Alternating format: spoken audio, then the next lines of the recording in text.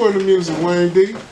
Man, ever since a young kid, ever since like, you know, listening to music, listening to rap, I always wanted to know every single word. If it was my song and I loved listening to it, I wanted to know the words, know the flow. Rapping in front of my friends were like, oh shit, you're rapping it. But also growing up, I really valued like English. Like I was real good at English in school and stuff with vocab and all that. And I feel like the way of words kind of helped me jump into rap because, like I said, I like learning the words and knowing what I want to do and how to rap and stuff like that. And then just knowing my favorite songs. And as that progressed through like high school, I started writing a little, you know, hobby, and just a little in my notes type shit to just different beats. And I would just show them to my friends and just be like, yo, you think this is nice? You think this is fire, whatever?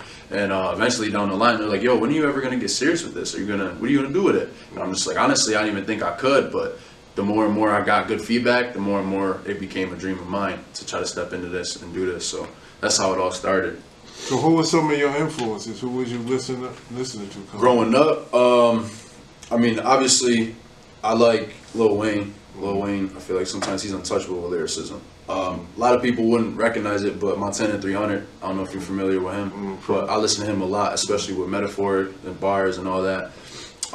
Jay-Z too. My dad really liked Jay-Z growing up. I actually seen him live, Magna Carta tour in Buffalo, and I was like, yo, this is sweet. Like, and ever since then, seeing shows and shit like that.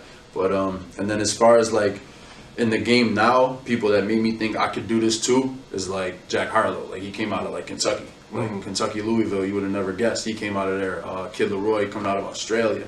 Like all these people just coming from all different spots and showing different tastes and different cultures. I feel like I have something to offer too. So I'm trying to do that for sure.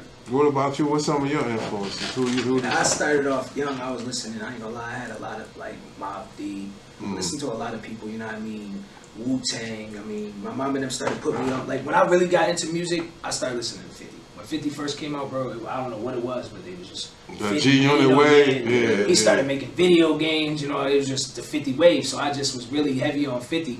And then like no lie, when you know what I mean, Drake, this is when I started understanding what music was, you know what I mean? And when Drake came out, obviously in 08, I was just a big fan of Drake, you know, he was doing his own thing. He was the one that, in my opinion, brought the hip hop and R&B together to do, you know what I mean, the culture for everybody to do any type of music now. But I like a lot of Kanye West when he first came out with the Graduation and all, man, he was untouchable, you know what I mean? I like Young Jeezy. I loved Young Jeezy when he first came out, you know what I mean? Like he was on fire, bro. There's a lot of people I listen to. Like I listen to a lot of trap, listen to a lot of real, I listen to, you know what I mean, whatever just makes me feel good. I listen to a lot of producers. Like sometimes I'll just look up a producer and just listen to a little soundtrack that have a beat, you know what I mean? Just to get the feel of everybody.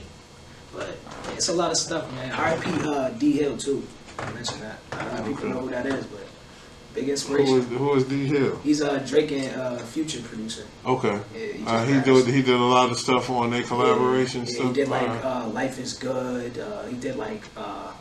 He did Desire for Drake. He did like 5 or 6 of the beats, but most of the songs, like he's really known for Life Is Good. That was like his big one, but a huge record. Yeah, but just to, you know what I mean, be able to work with them, you know, a lot of people don't get them opportunities, you know what I mean? Right. Yeah, rest in peace. We don't really know, not a lot of people know he is, so I figured, shout out, you know what I mean? Rest in peace to my man.